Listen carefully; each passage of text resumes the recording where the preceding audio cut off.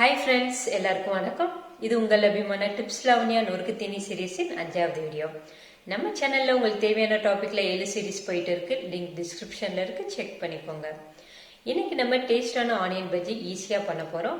Video கடைசி வரைக்கும் பாருங்க. வீடியோவோட முடிவுல 4 டிப்ஸ் சொல்லியிருக்கேன்.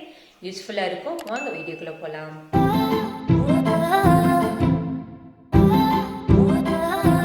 ஒரு பவுலில் 1 கப் கடல மாவு, 1/4 கப் அரிசி மாவு எடுத்துக்கோங்க. 1 டீஸ்பூன் காஷ்மீர் சில்லி பவுடர் சேர்த்துடலாம். கொஞ்சம் பெருங்காயம் சேர்த்துடலாம். தேவையான அளவு உப்பு சேர்த்துடலாம்.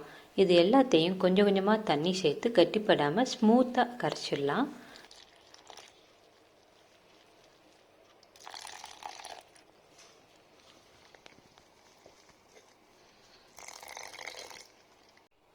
மாவை இந்த கன்சிஸ்டன்சிக்கு கரைச்சிக்கோங்க. அடுப்பில் ஒரு கடாய் வச்சு அதில் எண்ணெய் ஊற்றி நல்லா காய வச்சிடலாம். நான் ஆனியனை ஸ்லைஸாக கட் பண்ணி வச்சுருக்கேன். இந்த ஆனியனை பஜ்ஜி மாவில் முக்கி எண்ணெய் காஞ்சதுக்கப்புறம் போட்டுடலாம்.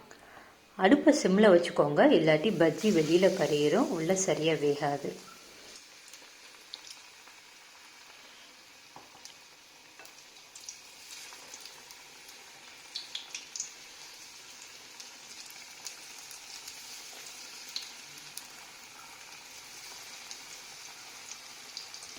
ஒரு பக்கம் வந்ததுக்கப்புறம் திருப்பி போட்டு இன்னொரு பக்கமும் வேக வச்சிடலாம்.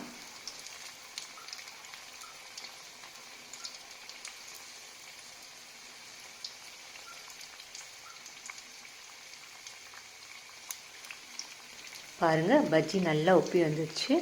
இதை ஒரு பிளேட்டில் ட்ரான்ஸ்ஃபர் பண்ணிடலாம்.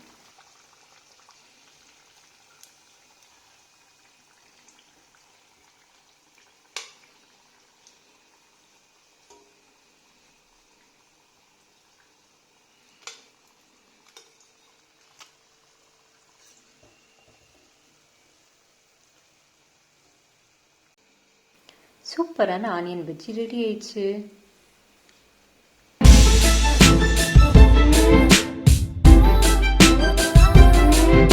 நீங்கள் எவ்வளோ கடலை மாவு எடுக்கிறீங்களோ அதில் 1/4 பங்கு அரிசி மாவு எடுக்கணும். அரிசி மாவு சேர்த்து பஜ்ஜி பண்ணும்போது பஜ்ஜி நல்லா கிறிஸ்பியாக வரும். காஷ்மீர் சில்லி பவுடர் சேர்த்தோம்னா நல்ல கலர் கொடுக்கும். உங்ககிட்ட காஷ்மீர் சில்லி பவுடர் இல்லாட்டி நார்மல் சில்லி பவுடர் சேர்த்துக்கலாம். பஜ்ஜி மாவை தண்ணியை கரைச்சோம்னா மாவு வெங்காயத்தில் ஒட்டாது, அப்புறம் பஜ்ஜி நல்லா வராது. எண்ணெயை பஜ்ஜி முங்குற அளவுக்கு ஊற்றிக்கோங்க, அப்போதான் பஜ்ஜி உப்பிட்டு வரும்.